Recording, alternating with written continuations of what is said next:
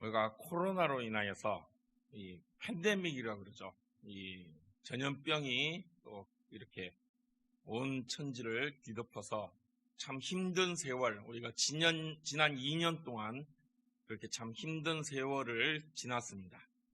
이제 어느덧 이제 코로나도 한풀 꺾이고 아직 완전히 끝난 것은 아니지만 이제 마무리 단계에 접어든 것 같고, 이제 이번 주부터는 또 야외에서는 마스크도 벗을 수 있을 정도로 이제 많이 완화되어져 가고 있습니다. 흔히 지금 이 시기를 우리가 엔데믹이라고 그러죠. 영어로 끝났다 엔드와 팬데믹을 이제 합쳐서 엔데믹이라 해서 이제 마무리 단계에 접어들었다는 거죠.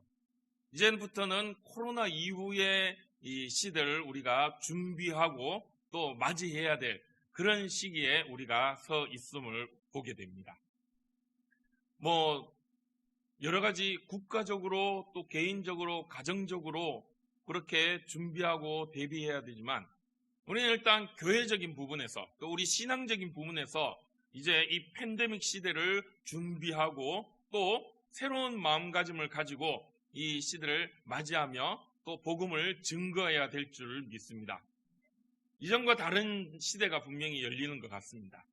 우리가 더 긴장하고 더 준비해야 될 그런 시기인 것 같습니다. 점점 마지막 때가 가까워진 것 같아요. 분명 처음 이 코로나가 발생하고 할 때 이제 신천지로부터, 대구의 신천지 교회에서부터 시작해가지고 이제 막 퍼져나가기 시작했었죠. 그때 신천지는 다 끝났다 이런 생각을 우리가 가졌습니다.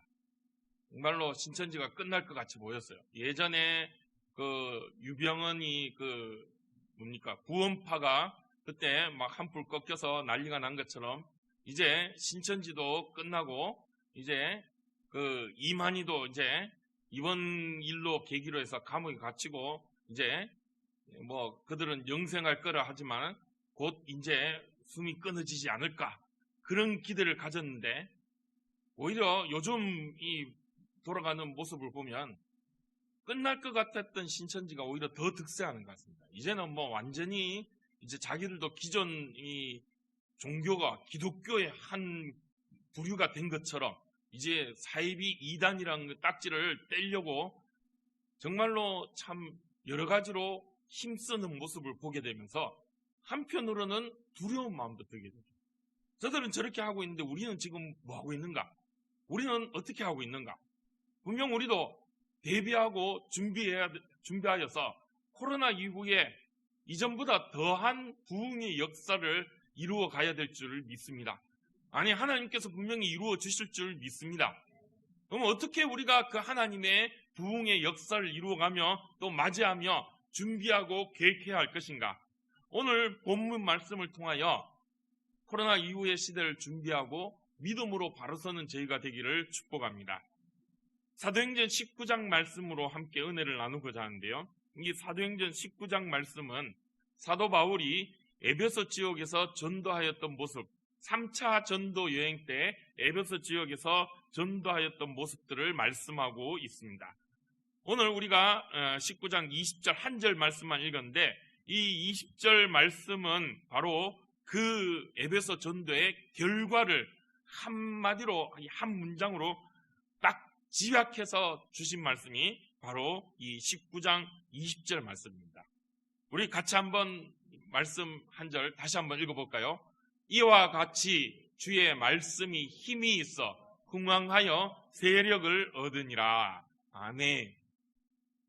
이 사도행전 말씀을 저도 많이 읽었다고 생각을 하고, 그래서 웬만한 이 사도행전 구절 은혜 많이 받고 또 많이 완성하고 또 많이 알고 있다 하는 구절들이 있었지만,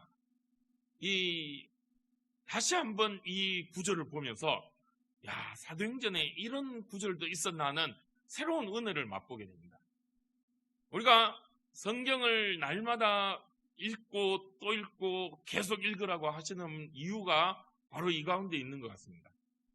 성경을 많이 읽었다고 성경 우리가 다 아는 것 같아 보이지만, 그러나 또다시 성경을 펼쳐 읽으면은 또다시 새로운 말씀들이 우리에게 은혜가 되는 줄 믿습니다. 저 역시도 말씀을 준비하면서 이 구절을 보면서 야, 사도행전에 이런 말씀이 있었네 하며 새로이 은혜를 받고 또 도전을 받는 그런 말씀이 되었던 것 같습니다. 그래서 이 말씀으로 함께 오늘 은혜를 나누고자 합니다. 오늘 말씀에 보면 이 20절 첫 부분에 이와 같이라고 시작을 하고 있습니다. 이와 같이. 이 말은 무슨 뜻이죠? 앞서에 있었던 일과 같이라는 것이죠. 앞에 어떤 일이 있었는데 그것과 같이 주의 말씀이 힘이 있어 흥왕하여 세력을 얻었다. 이렇게 말씀하고 있는 것이죠. 그러면 이 앞전에 어떤 일이 있었는가? 그것은 바로 앞에 있는 19절 말씀을 보면 알 수 있습니다. 우리 19절 말씀 같이 한번 또 읽어볼까요? 또 마술을 행하던 많은 사람이 그 책을 모아가지고 와서 모든 사람 앞에서 불사르니 그 책값을 계산한 즉 은 5만이나 되더라. 아멘. 자, 여기 말씀해 보면 마술을 행하던 많은 사람들이 나오죠. 마술을 행했다고 합니다. 이 마술이 뭡니까? 요즘 마술사들, 요즘에도 마술사들이 있죠. 요즘 TV에 보면 마술하는 사람들이 가끔 나옵니다. 근데 요즘의 마술사들은 연예인 같죠. 이제 요즘은 마술을 해도 그게 다 눈속임인 걸 우리가 알고 봅니다. 그래도 참 놀라운 이 모습들을 보이죠. 저기 분명히 가짜인데도 막 이렇게 눈속임을 하는 거 보면 신기하기도 하고 놀랍기도 하죠. 근데 오늘 이 본문에 나온 이 초대교회 2000년 전 이 시기에 이 마술을 행하던 사람들, 이 사람들은 지금의 마술사들과는 다르죠. 이 사람들은 이 마술을 행하여서 무엇을 하느냐? 바로 사이비 우상들을 섬기는 일들을 하고 있다는 거죠. 마술이라는 것은 사람을 현혹시키는 행위죠. 가짜를 진짜처럼 그렇게 사람들의 눈속임을 하는 것이 마술입니다. 그런데 이 마술이 이 종교와 혼합이 되어서 우상을 섬기는 일을 행하는 그런 일들이 바로 마술을 행하는 것이죠. 우상은 가짜죠. 가짜다 보니까 뭔가 진짜 어떤 일들을 이룰 수가 없습니다. 그러다 보니까 우상을 섬기게 만들려면 가짜로 사람들의 눈을 현혹시키고 속여야 된다는 거죠. 그래서 마술을 이용합니다. 여기에 나오는 마술을 행하는 사람들은 바로 우상을 섬기는 이 사이비 우상을 섬기는 그런 자들, 그래서 사람들을 현혹시키는 사람들을 의미합니다. 그런데 이들이 그 책을 가지고 왔답니다. 이 책은 어떤 책일까요? 마술을 가르치는 책이겠죠.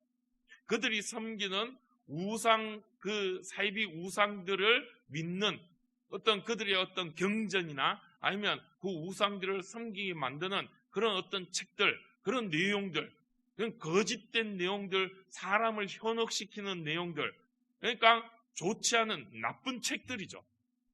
그런 책들을 가지고 와서 모든 사람들 앞에서 불을 살랐다고 합니다. 이 마술을 하는 사람들, 그러니까 말하자면 우상 사이비를 섬기는 그런 무당들이죠. 이 무당들이 자기들이 신봉하고 믿는 그 책들, 어떻게 보면 자기들에게 있어서 생명과 같은 책이고 자기들의 밥줄인 그런 책이라고 할 수 있는 것이죠. 정말 중요한 재산 목록 1호라고 할 수 있는 그런 책들인데 그것들을 가지고 와서 스스로 자기들이 그 책을 갖고 와서 사람들 보는 앞에서 불태웠다는 것입니다. 누가 그 책을 뺏어서 불태운 것이 아니라 자기 스스로 갖고 와서 불을 태웠다는 거죠. 그것은 무엇을 의미합니까? 그동안 자기들이 믿고 신봉하고 따랐던 바로 그 이단 사이비 그런 우상들, 그 경전들, 그 책들, 그 내용들이 더 이상 의미가 없어졌다는 거죠. 이제 나는 이거 안 믿겠다. 나는 이제 더 이상 이것을 따르지 않겠다. 그것을 직접 자기들 손으로 보여주고 있다는 거죠. 그래서 그 책을 자기들이 직접 불을 태웠다고 합니다. 그런데 이 책이 한두 권이 아닌 것 같아요. 그 책값을 계산했는데 은이 5만이나 되었다라고 말씀하고 있죠. 은이 5만이라고 합니다. 여기서 말하는 은은 당시에 사용하고 있던 은전, 은화를 의미하는 거죠. 은으로 만든 돈을 의미하는 거죠. 이 당시에 사용하던 은화, 은전은 우리가 잘 알고 있는 드라크마라는 돈입니다. 데나리온이라고도 하기도 하죠. 드라크마, 데나리온, 우리가 많이 들어봤죠. 신약 성경에 많이 나오는 화폐 단위입니다. 이 화폐 단위 드라크마, 1드라크마, 1데나리온은 그 가치가 어느 정도죠?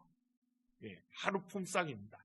예, 일하는 사람들이 열심히 일해서 하루 열심히 일해서 받을 수 있는 품삯이 바로 1데라크마, 1데나리온, 즉 이 은 하나가 바로 하루 품삯이라는 거죠. 그런데 이 책을 불태웠는데 그 책의 가치가 5만 은이 5만이나 되었다는 거죠. 그러니까 일당 5만 일을 일해야지 받을 수 있는 그런 돈의 값어치를 갖고 있다는 것입니다. 1년이 365일이죠. 이 365일을 5만으로 나누면은 얼마가 될까요? 계산 빠르신 분들 얼마나 되겠습니까? 계산이 빨리 안 되십니까? 대충 잡아도 140년이 된다고 합니다. 그러니까 이 어떤 사람이 이 하루 일당을 하루도 빠짐없이 140년 동안 계속해서 쉬지 않고 일해서 모아야지, 하도 쓰지도 않고 모아야지 되는 돈이 바로 이 5만, 은 5만이나 되는 가치라는 거예요. 하루 일당을 10만 원으로 쳐도 그냥 계산하면 얼마가 되죠? 5만이면은 5만 곱하기 10만 하면 얼마 됩니까? 50억입니다. 50억. 그만한 가치가 되는 책이 나왔다는 거예요. 이 책이 50억 어치라면 도대체 얼마나 될까요? 물론 요즘의 책과 이 당시의 책은 가치가 좀 다르겠죠. 이 당시에는 오히려 책이 더 비싸고 가치가 있었겠죠. 아무리 그래도 책을 50억 어치 모았다 그러면은 어마어마한 양이란 거죠. 거의 도서관 하나가 꽉 찰 만한 그런 양의 책을 이 우상 섬기는 마술을 하던 사람들이 스스로 불을 태웠다는 것입니다. 자기들이 믿던 건 이제 더 이상 안 믿다는 것이죠. 더 이상 이 자기들이 믿는 우상이 가치가 없다는 거죠. 그러면 무엇 때문에 이런 일이 일어났는가? 바로 사도 바울이 복음을 전했기 때문이라는 것입니다. 에베소라는 도시에서 사도 바울이 복음을 전했더니 이런 우상을 섬기는 마술하는 사람들이 자기들이 갖고 있던 믿던 그 경전, 자기들이 재산 목록 1위로 할 수 있는 자기들의 모든 그런 우상 섬기는 마술하는 행위들이 적혀있던 그 책들을 가치 없게 여겨서 다 불태웠는데 은이 5만이나 되는 그런 양을 불태운. 그러니까 거의 에베소 에베소 지역에 있는 우상 섬기는 사람들은 다 책을 갖다 버리고 불태웠다 할 정도로의 양이 된다는 거죠. 이 에베소라는 도시는 항구 도시입니다. 해안에 있는 항구 도시, 우리 부산과 같은 항구 도시죠. 항구 도시라면 교통의 중심지고 또 교통의 중심지가 되면 상업이 발달합니다. 그리고 온 세상 이 나라 저 나라 많은 나라 사람들이 오고 가는 그런 지역이죠. 그러다 보니까 그곳에는 많은 문화가 발달되고 예술이 발달되는, 경제도 발달되는 그런 도시, 바로 그것이 에베소였습니다. 당시 이 소아시아라고 하는 지역, 지금으로 말하면 터키 지역입니다. 그 지역에서 정말 손에 꼽히는 정도로 큰 도시가 바로 이 에베소 도시였습니다. 그런데 이 에베소에는 앞서 우리가 본 것처럼 정말 우상이 가득한 도시가 에베소였습니다. 상업이 발달하고 교통이 발달하다 보니까 세상 온갖 우상들이 다 들어와 있는 그런 도시를 할 수 있겠죠. 그런데 그 가운데서 특별히 에베소에서 가장 세력이 세고 강력한 우상이 있었는데 바로 아데미 여신입니다. 이 아데미 여신이 바로 어떻게 보면 이 아데미 여신의 이 중심지가 에베소라고 할 수 있을 정도로 이 아데미 여신이 득세하는 곳이 바로 이 에베소 도시였다는 거예요. 그곳에서 사도 바울이 복음을 전하였고, 그래서 이 마술하는 사람들이 그 사도 바울의 복음을 듣고 회개하여서 자기들이 믿던 우상들을 버리는 일들이 일어나게 되었다는 거죠. 그 영향력이 얼마나 컸으면 이 3절 이후에 이 사건들이 나오는데, 이 은장색 데메드리오라는 사람이 사도 바울을 고발합니다. 이 은장색이라는 것은 은을 가지고 어떤 물건을 만드는 사람인데, 이 데메드리오는 은으로 이 아데미 우상을 만들던 사람인데, 이 사람이 바울을 고발했어요. 로마 당국에. 왜 고발했느냐? 이 바울 때문에 내가 굶어 죽게 되었다라고 해서 고발했습니다. 왜 굶어 죽느냐? 사람들이 지금 저 마술하는 사람들이 그 책을 다 버리고 우상을 다 버리고 그렇게 이제 우상을 다 포기하는 그런 사태가 일어나니까 더 이상 이 에베소에서 은으로 만든 우상을 사는 사람들이 없어져서 이 은으로 우상을 만들어 살던 데메드리오 이 사람이 경제적으로 타격을 입게 되었다는 것입니다. 당시 이 데메드리오가 은으로 이 아데미 우상을 만들어서 정말 쏠쏠하게 재미를 보았던, 많은 부를 얻을 수 있었던 그런 상황이었던 것 같아요. 그런데 그렇게 큰 돈을 벌었던 데메드리오인데 사도 바울 때문에 지금 한순간에 거짓골이 되었다는 거예요. 그래서 바울을 고발하게 되고, 그래서 바울이 잡혀가게 되면서 막 에베소 온 도시에 큰 소동이 일어나게 되었다는 거죠. 그러니까 사도 바울로 인해서, 그가 전해했던 복음으로 인하여서 많은 사람들이 우상을 섬기다가 회개하게 되고, 그로 인해서 에베소에 경제적인 타격까지 줄 정도로 그런 큰 사건이 일어나게 되었다는 거죠. 그래서 우리 20절 말씀에 그 모습을 흥왕하여 세력을 얻었다라고 말씀하고 있습니다. 흥왕하여 세력을 얻었다. 흥왕하였다. 무엇이 흥왕하고 세력을 얻었죠? 복음이 흥왕하여 세력을 얻었다는 거죠. 흥왕하다는 것은 어떤 의미입니까? 부흥했다는 것입니다. 자라고 성장하고 증가했다는 거예요. 그리고 세력을 얻었다는 것은 강한 힘이 있고 능력이 있었다는 것입니다. 그러니까 흥왕하여 세력을 얻었다라는 말의 의미를 우리가 다시 한번 살펴보면, 큰 힘을 얻어서 큰 능력을 가져서, 그래서 점점 더 그 세력을 확장하고 성장하고 그 영향력을 점점 더 뻗쳐나가게 되었다는 것입니다. 복음이 그랬다는 거죠. 에베소 지역에 복음이 전해졌는데 그 복음이 점점 힘을 얻고 흥왕하여서 에베소 전 지역을 사로잡는 그런 이 역사가 일어나게 되었다는 것입니다. 우상에 사로잡혀서 죽을 수밖에 없는 사람들을 살리는 새 생명이 일어나는 그런 역사가 일어나게 되었다는 거죠. 우리 17절, 18절 말씀을 한번 읽어볼까요? 에베소에 사는 유대인과 헬라인들이 다 이 일을 알고 두려워하며 주 예수의 이름을 높이고 믿는 사람들이 많이 와서 잡아가여 행한 일을 알리며. 아멘. 여기 보면 유대인이고 헬라인이고 이 사람들이 이 일을 안다는 건 뭐죠?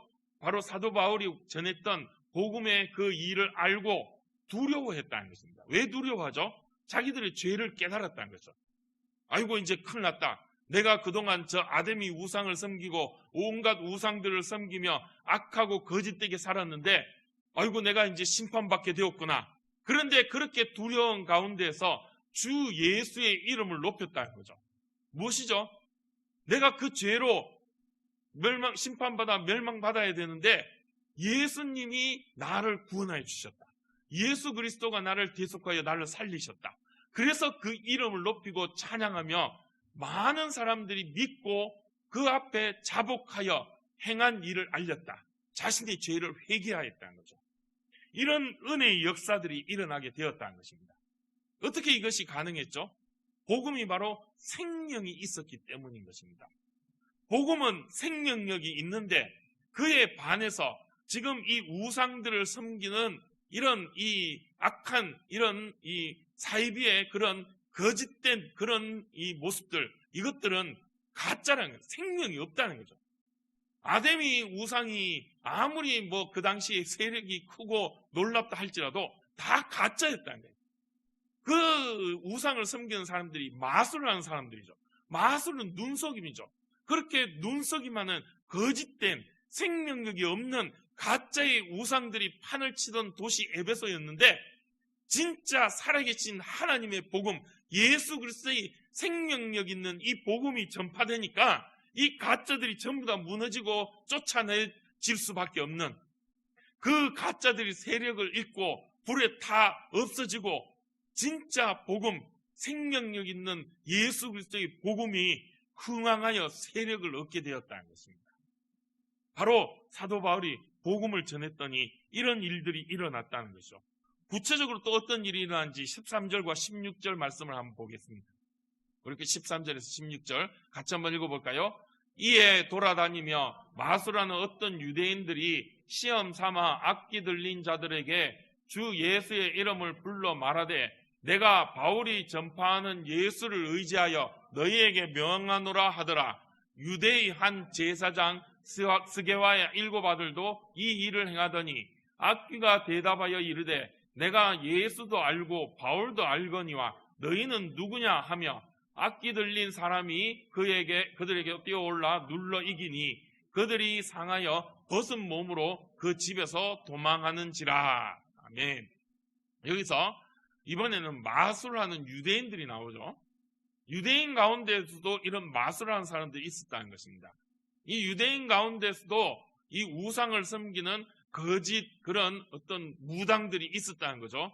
그런데 이들이 그렇게 마술을 하며 사람들을 현혹하고 있었는데 가만히 보니까 저 바울이라는 자가 예수의 이름으로 악기들을 쫓아내고 병을 고치는 모습들을 보니까 야, 저거 진짜 신기하다. 야, 저거 정말 놀랍다. 저 사람이 예수 이름으로 한다는데 나도 한번 해볼까 해서 이 마술하는 유대인들이 바울이 전파하는 예수를 의지하여 명한다. 이렇게 바울을 따라하는 모습들이 나타났다는 것입니다. 그리고 또 제사장 스게와의 7 아들들이 있었다고 하죠.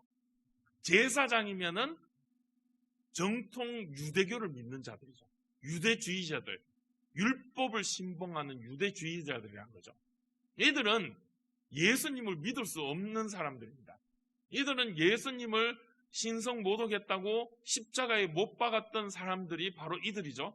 절대 예수님 믿으면 안 되는 사람들이, 예수님 믿을 수 없는 사람인데 그들도 역시 예수님의 이름으로 악기를 쫓아내려고 했는데 이 악기가 정말 귀신이 귀신같이 알아서 네가 누구냐? 난 예수도 알고 바울도 아는데 너는 누구냐 하면서 오히려 그들을 눌러버리는 그런 일이 일어났다는 거죠. 그러니까 이게 무슨 얘기입니까? 바울이 복음을 전파했는데 이 복음의 역사, 놀라운 귀신이 쫓아내지고 병이 낫는 놀라운 역사들이 일어나니까 이 우상 섬기는 자들이 그 모습을 보고 따라했다는 거예요. 야, 예수의 이름이 능력이 있구나 하면서 그 예수의 이름을 자기들이 예수님 믿지도 않으면서 예수님이 어떤 분인지 어떤 일을 행하시는지 알지도 못하면서 복음이 무엇인지 알지도 못하면서 이 바울이 전하는 예수의 이름으로 귀신을 쫓아낸다 하면서 그렇게 흉내내고 있었다는 거죠. 그렇게 흉내낼 정도로 많은 이 영향력을 그 가운데 끼치고 있었다. 에베소라고 하는 도시 전체가 바울이 전하는 복음으로 발칵 뒤집어졌다는 것입니다. 그러면 그 일이 어디서부터 시작되었느냐? 주의 말씀이 힘이 있어서 이런 일들이 일어났다라고 이 20절에 또 말씀하고 있죠. 말씀이 힘이 있었다는 것입니다. 말씀으로부터 이 일이 일어났다는 거죠. 11절 12절 말씀을 또 한번 볼까요? 11절 12절 하나님이 바울의 손으로 놀라운 능력을 행하게 하시니 심지어 사람들이 바울의 몸에서 손수건이나 앞치마를 가져다가 병든 사람에게 얹으면 그 병이 떠나고 악기도 나가더라. 앞서 이 마술하는 사람들, 그 다음 제사장 스게와의 7 아들들도 이 바울을 흉내냈는데 흉내낼 일이 어떤 일이, 정말 바울이 놀라운 능력을 행했다고 말씀하죠. 어떤 놀라운 능력이냐?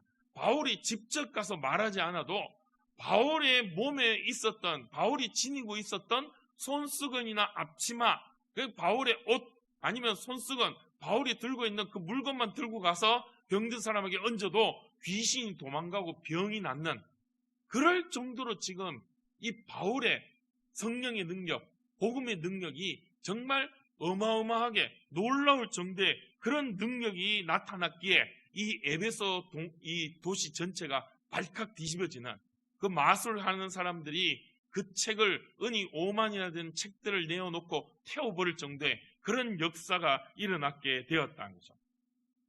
바울이 이렇게 능력을 행할 수 있었던 것, 이게 하루아침에 일어난 일이 아니었다는 거죠. 바울이 꾸준히 이 지역에 복음을 전하고 말씀을 가르쳤기에 바로 이런 일이 일어났었다는 것입니다. 앞서 말씀드렸듯이 사도 바울이 지금 이 19장 말씀은 사도 바울의 3차 전도 여행 때의 일입니다. 그런데 앞서 말했던 것처럼 사도 바울은 이 에베소에 2차 전도 여행 때도 왔었던 것이죠. 그런데 그때 온전히 복음을 제대로 전하지 못해서 이 에베소를 늘 마음에 품고 기도하다가 이제 3차 전도 여행 때 다시 한번 에베소를 방문하였다는 것이죠. 그리고 그곳에서 말씀을 전하였다는 거죠. 우리 8절에서 10절 말씀 한번 또 읽어볼까요? 바울이 회당에 들어가 석 달 동안 담대히 하나님 나라에 관하여 강론하며 권면하되 어떤 사람들은 마음이 굳어 순정하지 않고 무리 앞에서 이 도를 비방하거늘 바울이 그들을 떠나 제자들을 따로 세우고 두란노 서원에서 날마다 강론하니라. 2해 동안 이같이 하니 아시아에 사는 자는 유대인이나 헬라인이나 다 주의 말씀을 듣더라. 아멘.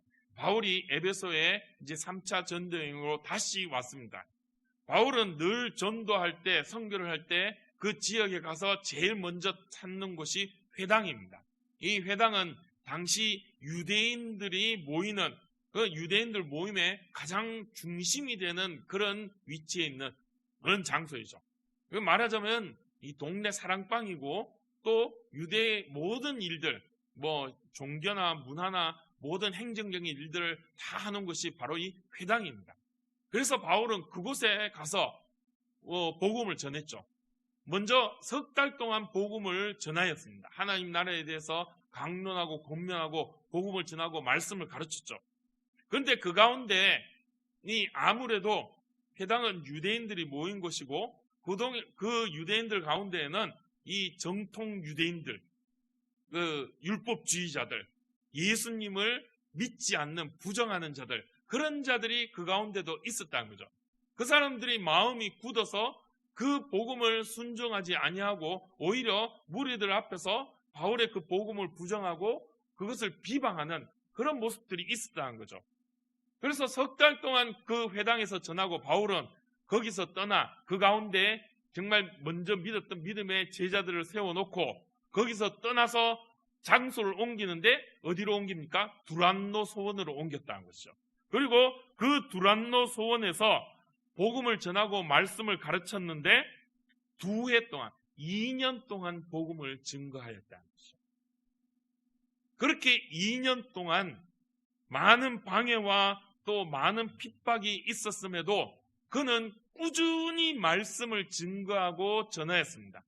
그랬더니 마침내 하나님께서 그 사도 바울을 붙잡아 그 손에 놀라운 능력을 주셨고 모든 악기들이 떠나고 병이 고침을 받고, 그래서 그 놀라운 모습들을 보면서 에베소에서 우상을 섬기고 마술을 하는 자들이 그 바울의 능력에 굴복하여서 자신들이 섬기던 우상들은 더 이상 쓸모가 없고 가짜고 그것들로는 어떤 능력도 행할 수 없다는 것을 알고 자복하여서 복음 앞에 자복했다는 거죠.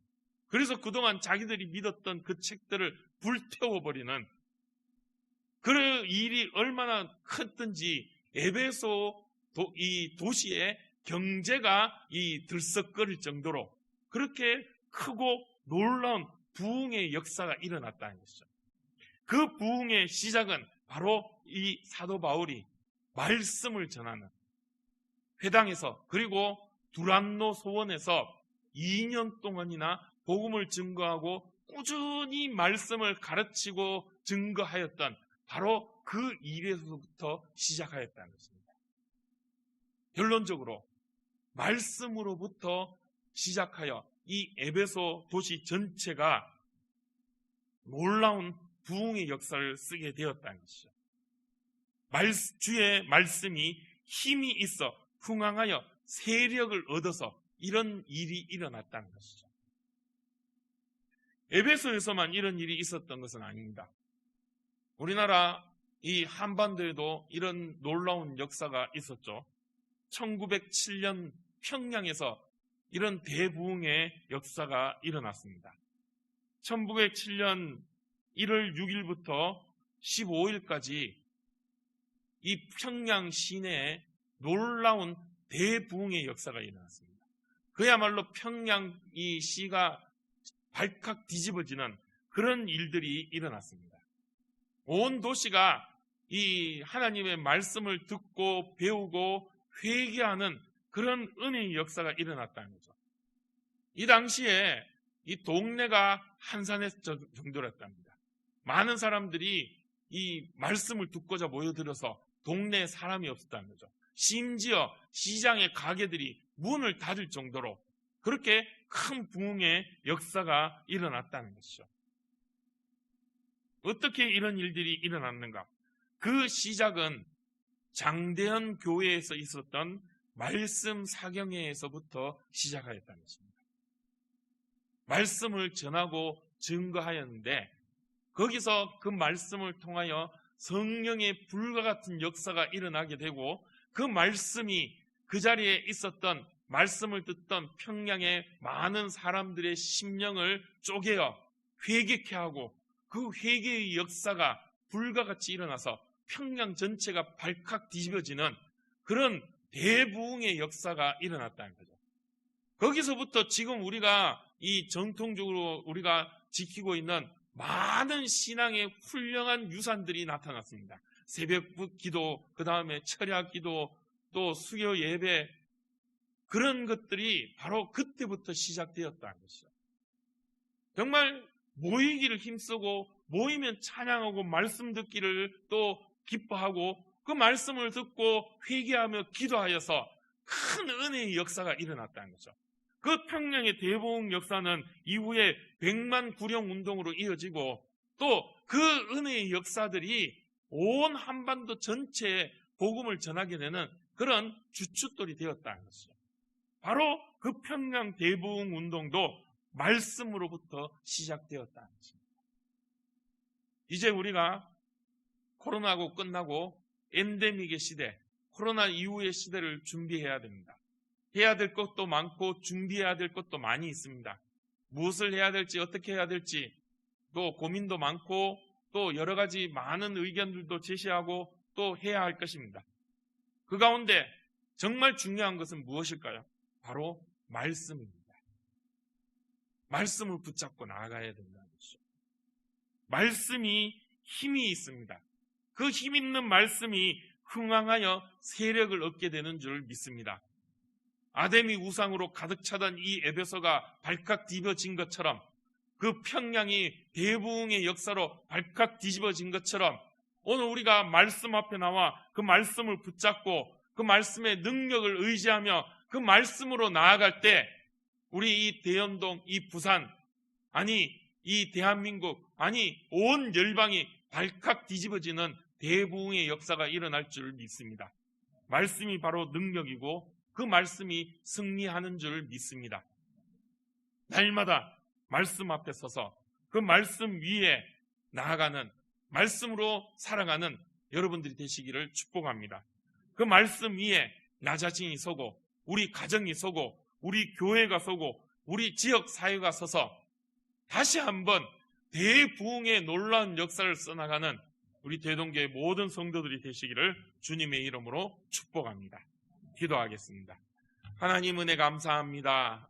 주께서 우리를 지켜주시고 지난 2년 동안 코로나의 팬데믹 가운데에서 많은 일들과 어려움들이 있었지만 또 그 모든 것 이겨내게 해주시고 이제 어느덧 이 코로나도 끝이 나는 그런 시점에 서게 되었습니다. 이제 우리가 그 이후를 준비해야 합니다.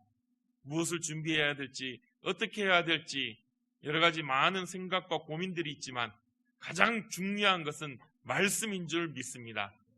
주의 말씀이 힘이 있어 흥하여 세력을 얻어 에베소 지역이 발칵 뒤집어지고 변화된 것처럼 오늘 우리가 말씀 붙잡고 나아갈 때 이 대연동, 이 부산, 온 나라와 온 열방이 발칵 뒤집어지는 대부흥의 역사가 일어날 줄 믿습니다. 아멘. 더욱더 말씀만 붙잡고 나아가는 저희들 되게 하여 주시옵소서. 아멘. 예수님 이름으로 기도드립니다.